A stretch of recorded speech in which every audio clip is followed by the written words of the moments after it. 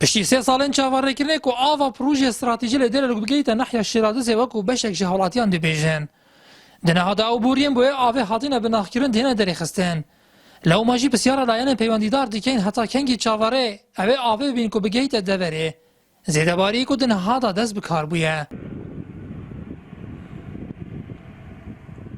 اف پروژه لازمه 2013 خلاص با که با کار آب بو دوره هات با پروژه که مازن بو دوره امیدی خره که بس حکومت کو سیده یعنی هم بجن حکومت کو بدو خل بنیاستن یعنی پروژه تو همه خرابی نه یعنی دو که چه کن صبای دی خراب کن دی حتی آفتران هات اون بوریا جا کدی حلقنی اینو هم داره اول نزدیکی 3 سالانه خلک داور بگشتی جاوری وی پروژه داد خدمت وی خلکی داد بله مخابنی و پشتی چندین سال کار سرگیری افریقا سالهای ایوان بوریا راد کنه و مشکلات و حکمت و سربورا بخوش خلطیت خود بله نوارگیرنه مخواست داخویانی لایحه پیوندیدار ورگیرین وکو سرپرشت پروژه آوا استراتژی و فرمانگاه آوا آمیدیه.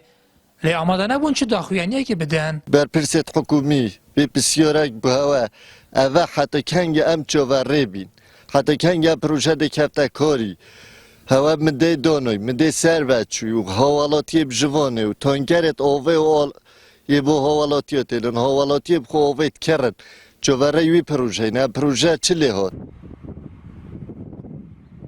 پروژه آوا استراتژی لی آمیدیه ناحیه دیرلوک دیتا درست کردن و دنهادا کتیا کاری. لیدانو که آوایی پروژه نگهشتی ناحیه شیرازه. جبرکو او بوریم بو آوه هاتینه بناخیرن جارا کدی دهنه درخستن. جبر چیکرنا جوز سعید دیرلوک شیرازه. آوا استراتژی لی دیرلوک دشه تا کو سال 2035 مترسیا آوه لی دوره نهیلید. و جبویوه مرمه نزدیک 45 کیلومترین بوردین آوه هاتینه دانان. نیاتورا مالی این نارتی ناحیه شیرازه.